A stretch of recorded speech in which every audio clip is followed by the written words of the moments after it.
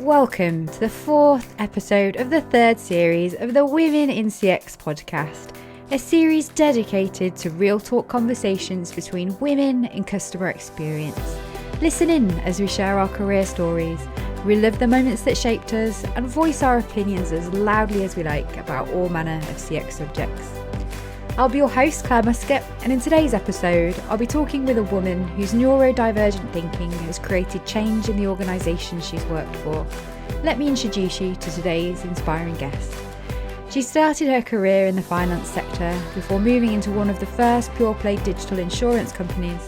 Realising her love for test and learn environments, she joined one of the world's leading platform-based businesses and now heads up CX strategy and operations for sub-Saharan Africa at Uber. Please welcome to the show CX sister Adi Tobias.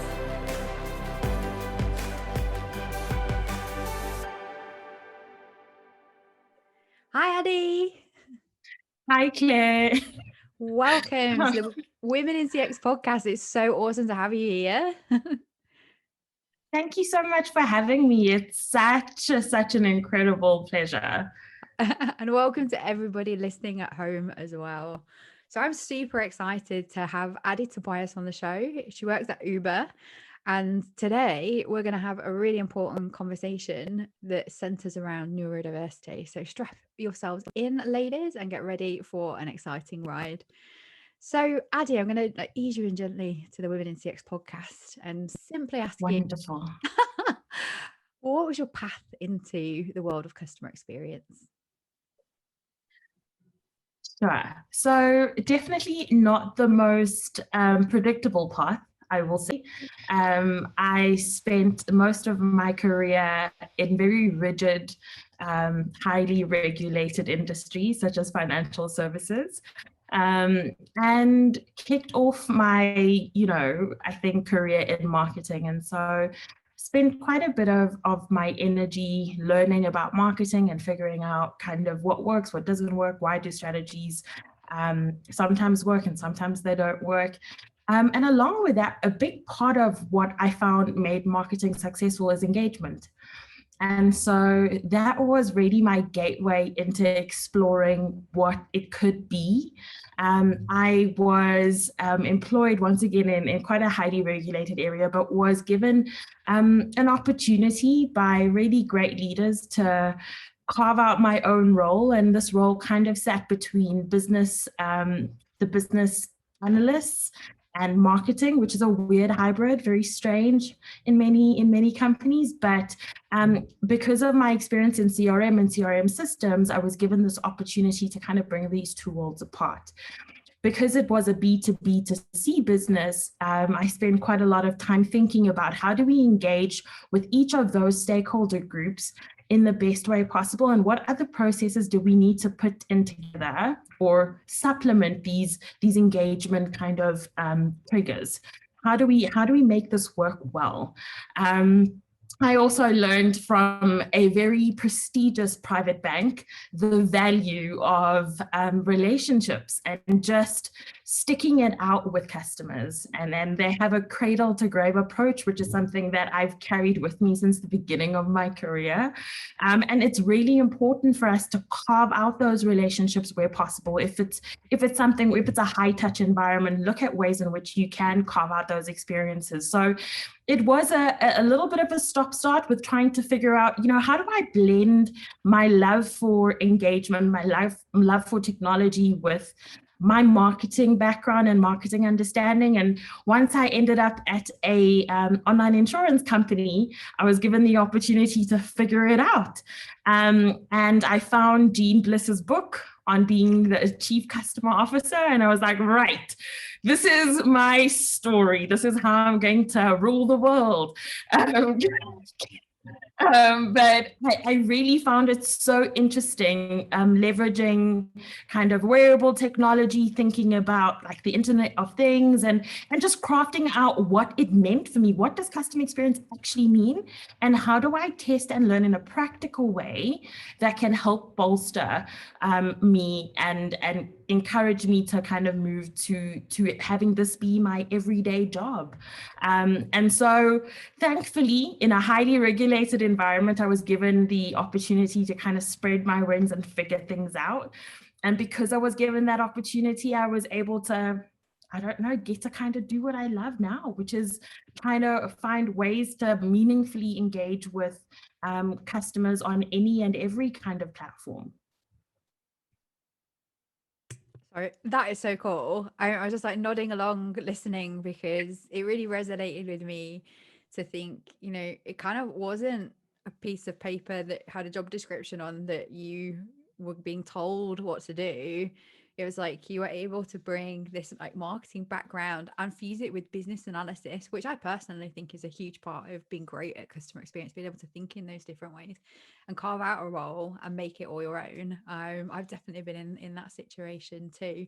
And I really honestly genuinely think these like hybrid approaches to CX rather than, you know, kind of traditional frameworks, that kind of thing, with the way things are moving so rapidly, especially with technology, we're having to come up with different and better ways. So I'm fascinated, like going from like highly regulated industry and insurance now into platform-based businesses. What's it like working with CX in this space? Man, crazy, exciting and energizing. I think it's quite magical, actually, in that you learn business in a traditional fashion and you cut your teeth in a traditional fashion working in these businesses. And having worked now at a platform-based business, which I don't think it was meant to be a platform-based business initially. It was meant to just be ride-hailing, and now it is a platform-based business. And I think it's incredibly exciting, not just from a CX perspective, but from, I think, an end-to-end business perspective, because you literally have no restrictions. Go where your team wants to take you or the technology takes you. And so what I find to be quite special is that you're able to test and learn really quickly. You'll know what works and what doesn't work in a heartbeat. And you're able, I think, with using continuous improvement frameworks and any other kind of operational excellence tools, you're able to pinpoint where things aren't working well and tweak it up until it gets to a point that you're happy with it. And I think that because platform-based businesses have so many fingers in many pies, there's so many moving parts. And for someone like me with a brain like what I have, it's kind of like magical, because I don't just have to think about one specific industry or one specific way of looking at a problem or thinking about customers. I can think about it in non-traditional ways and be like, hey, have we thought about doing this? Would we ever do this? Could we cross this bridge? And so I find that it to be very, very interesting and very energizing, especially in the introductory phase. I think as it kind of grows into a more traditional business, it comes with more traditional problems. But just having been exposed to technology in this way now, I am sold. Like, this is where I want to spend my time for as long as I can work, or my brain will allow me to work. I find it extremely exciting. Okay, so Silicon Valley tech-based businesses are a good place for neurodiversity, right? Good test and learn and experiment. In some ways. I definitely think it contributes. I think working in a very simple kind of basic business model may not be as exciting, but I think it's important to understand that for platform businesses, you still need to have the foundations right. You still have to have a good value proposition. You still have to be profitable. You still have to think about, your operations and how you put systems in place for that.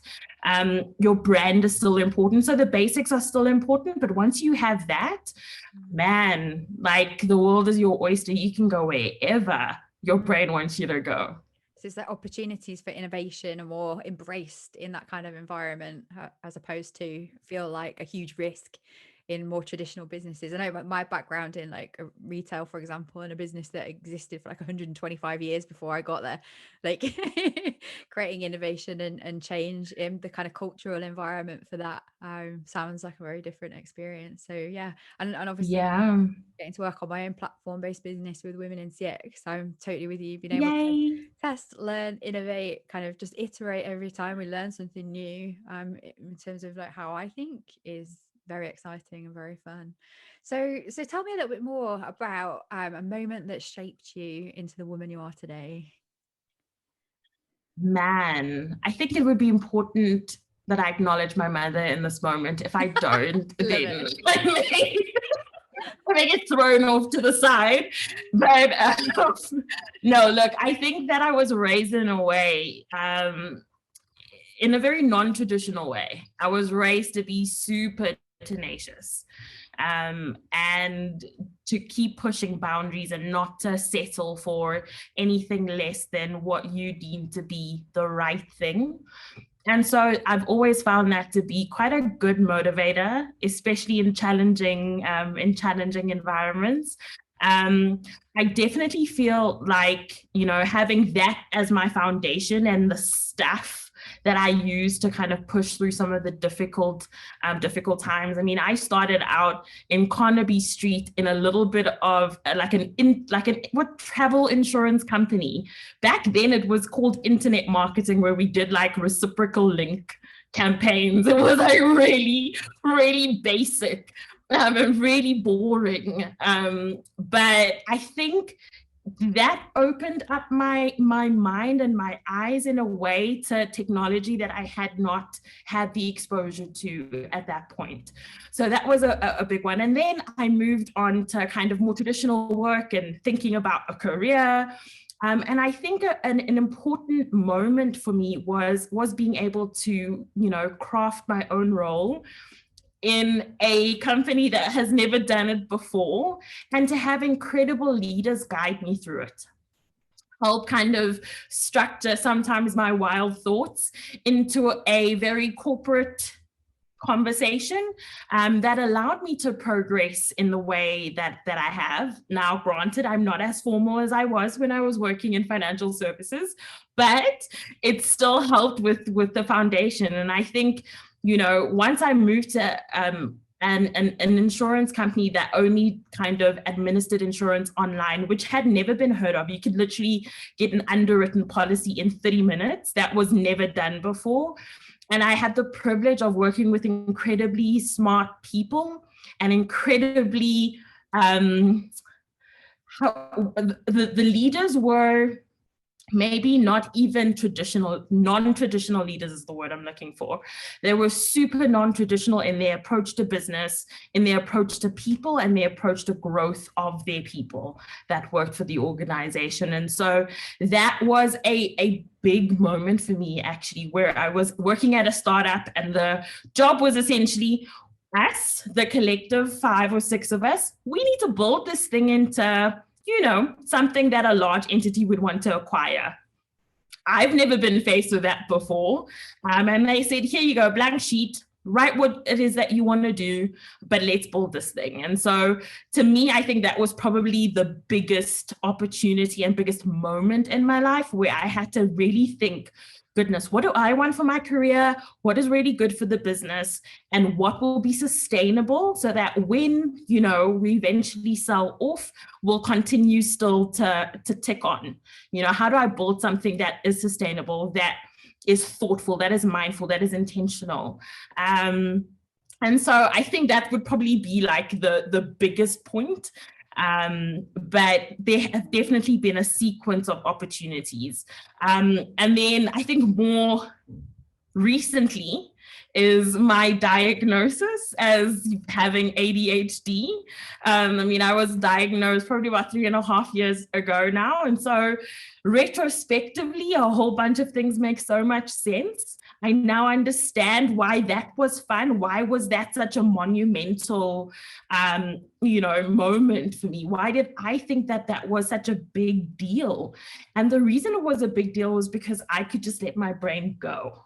I could write on whiteboards. I could paint whatever. I could literally build it and we figure out whether it works. And I think that in itself was probably the biggest catalyst for helping me get to where I am now. And then understanding my brain more is helping me carve out a more maybe a specific direction for where I want to take this now. But I'm learning so much about this little brain of mine. And it's empowering, super empowering to know more. Yeah, well, I obviously share very similar neurodiversity traits with you, but mine got picked up when I was a lot younger, and I just remember feeling like really other, especially at school, because I could like crack on and do all my work faster than anyone, but then I'd be bored, so would quite often be in trouble, standing outside the headmaster's office regularly. And when there was like a level of like, I kind of reached the point, I don't know, like I just had enough of education, I think. That then I just got labeled as being disruptive, but I wasn't. I just didn't really suit some of the typical learning methods that you are forced into at school.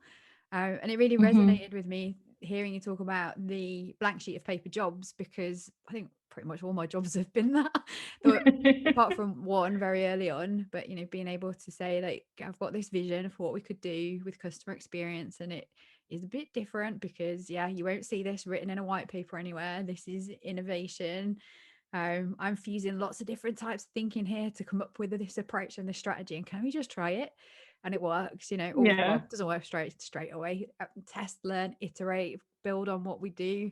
And I just really kind of feel a sense of, you know, what I was led to believe was something maybe that was a bit of a disability in other people's eyes actually became my superpower and enabled me to do the things that I've done. So it'd be great to hear more about like your experience of thinking differently. How have you been received? What have you had to do to try and maybe like feel like you had to fit in, or like what have your superpowers brought you in CX?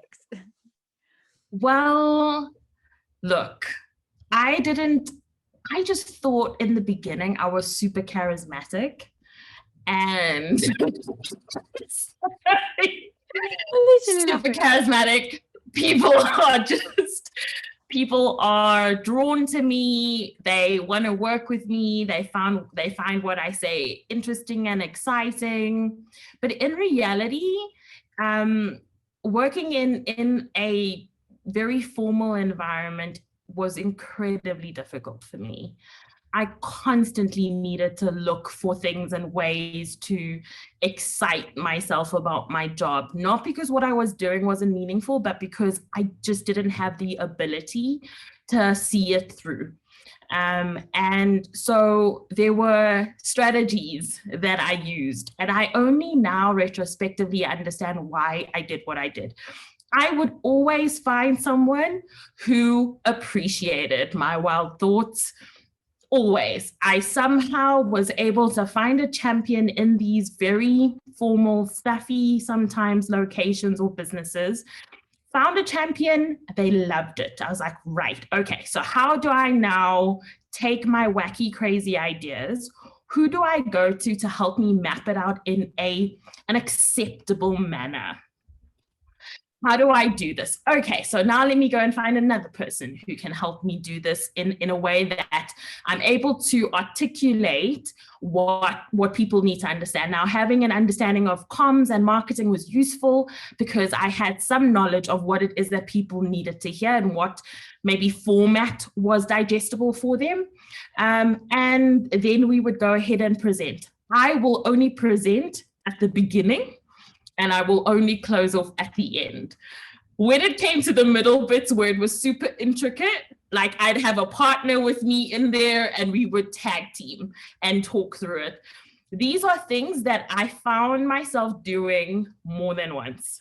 Every single location, I was like, right, you are good at detail. Awesome. I like detail. I just can't focus on it for too long. So let's talk. And that was my method. That's how I coped. I partnered with people who appreciated what my kind of way of thinking was and what my contribution was, and also helped me learn some skills in how I can kind of, build up or flex some of those weaker muscles for myself. And what I found is that early on, I loved colors, right? I mean, I've always loved colors. Like if you think about back in the day in school, like having a pencil case with many colored pens and crayons and cookies was like my utmost best. I still have mine here. I was gonna say, like, the other I have colors galore. Anything you can dream. The post-it note power. It was always part and parcel of how I worked. And some people who would order the stationery would be like, what is wrong with this girl? Like, why would she always request these random things? And I couldn't tell them why. I just needed it to work. And I would always map out things in color so that I could stay focused on what we were talking about.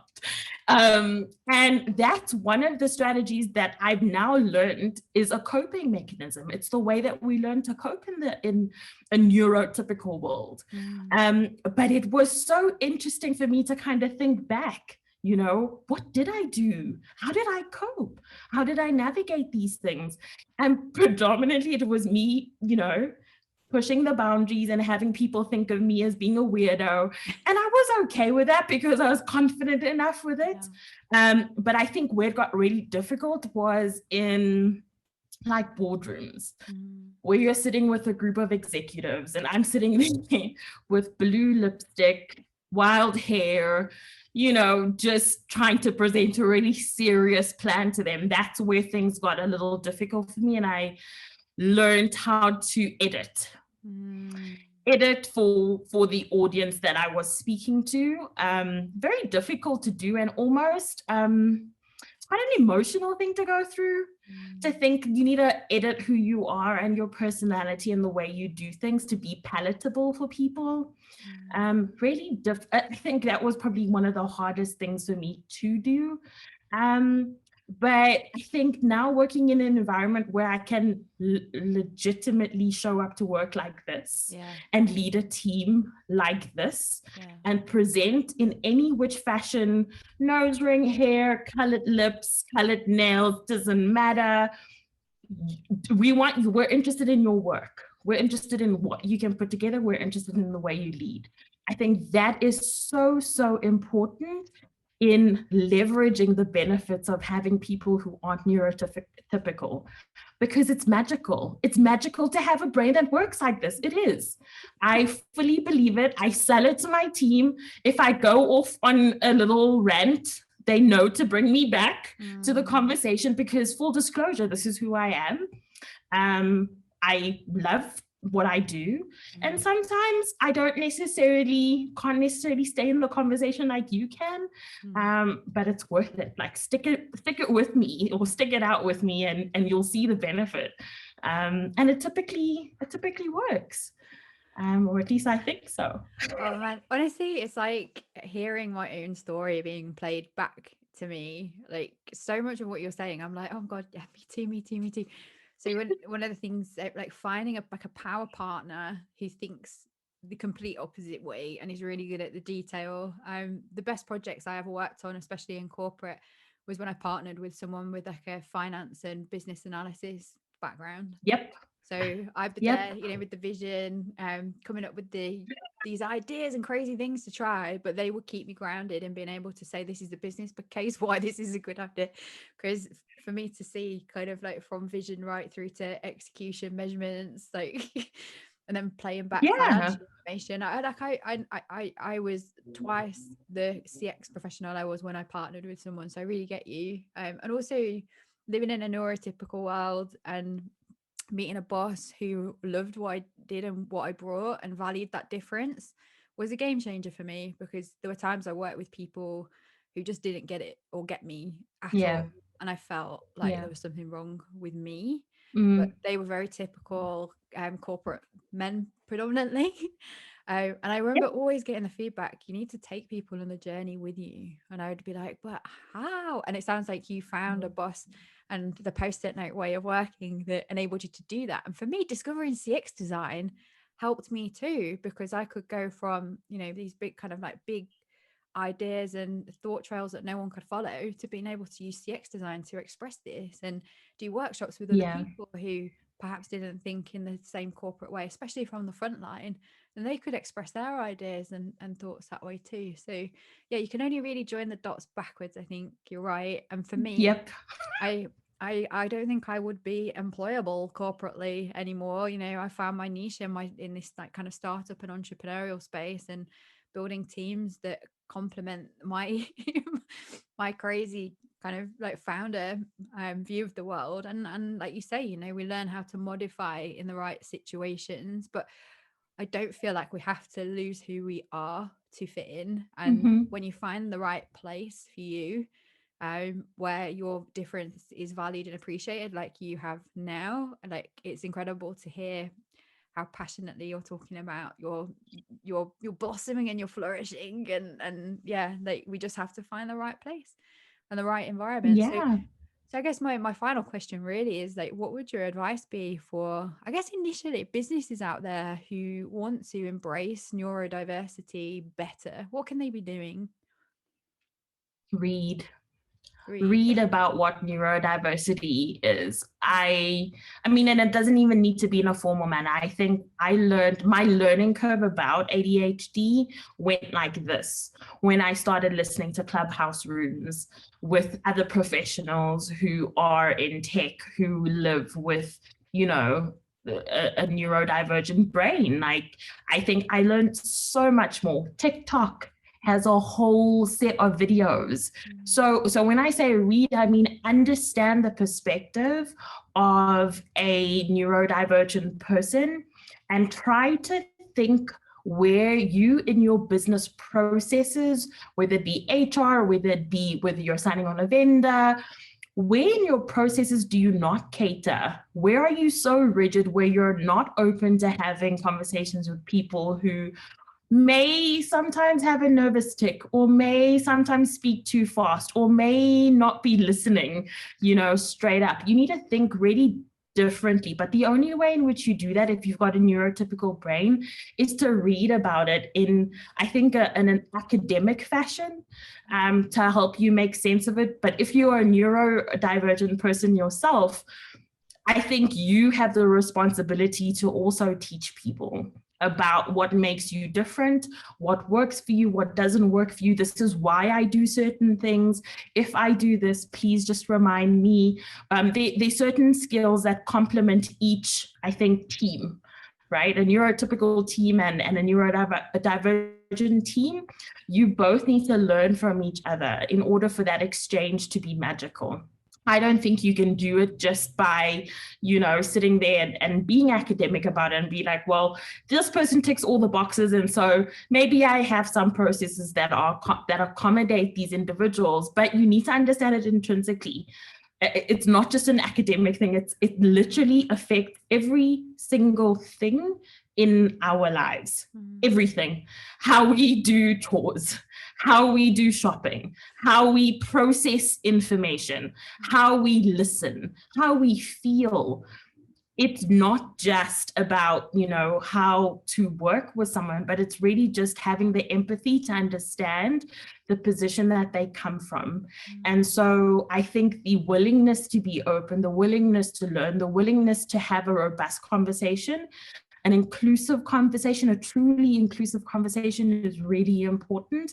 And in that, you then learn, okay, so where do I need to make tweaks within myself, and where do I then need to make tweaks within my business to try and be more accepting of people who may not come across as typical.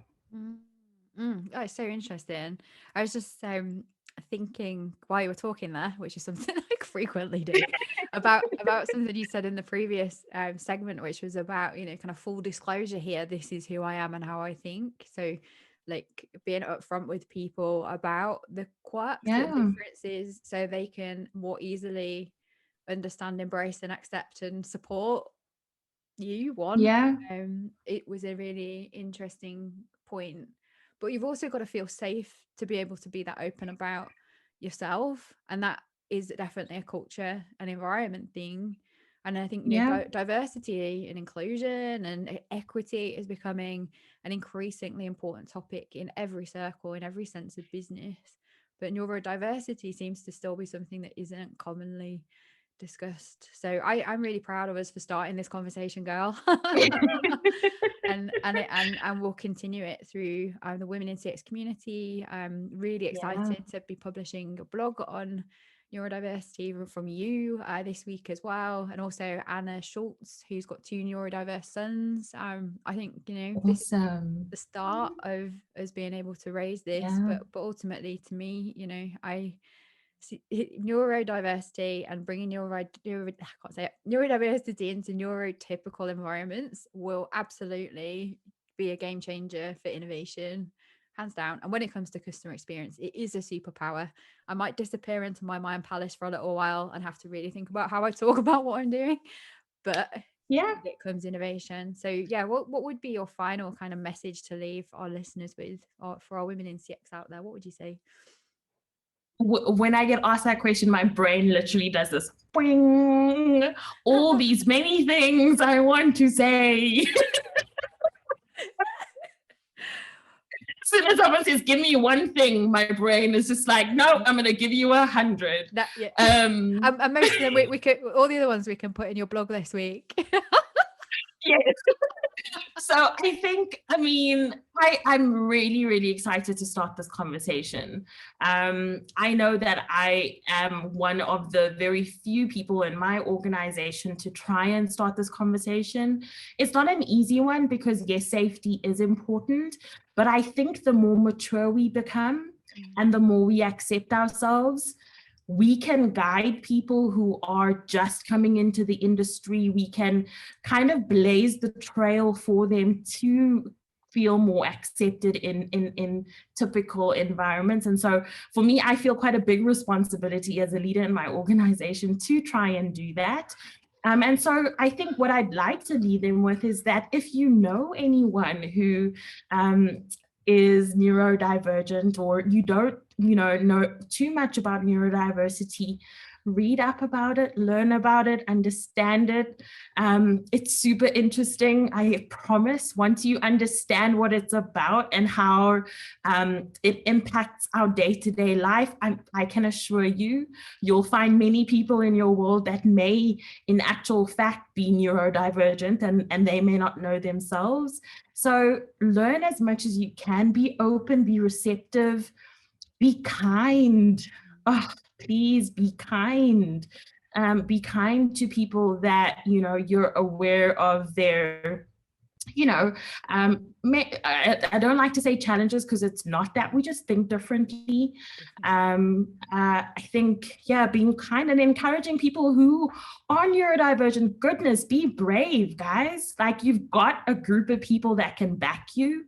I assure you, if anyone wants to chat about this, my door's open. Very happy to learn, very happy to chat, very happy to teach where possible with what I know so far.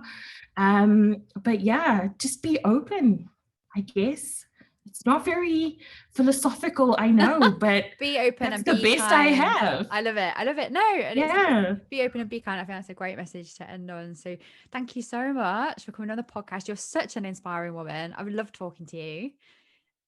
And for having me, Claire. And let's make one of those first places to do a webinar and to help to educate, be in our community. And we'll start there. But it's amazing. Excited to do it. Yes. I'm buzzed up, ready for my weekend now. So thank you so much, Adi, and I'll see you on the community very soon. And thanks to everyone for listening. Bye, Adi. Thank you. Bye. Thanks for listening to the Women in CX podcast with me, Clare Muscutt. If you enjoyed the show, please drop us a like, subscribe, and leave a review on whichever platform you're listening or watching on. And if you want to know more, please join us at womenincx.community and follow the Women in CX page on LinkedIn. Join us again next week where I'll be talking to a woman who's leading the way for customer experience in the non-profit and social housing sectors. See you all next week.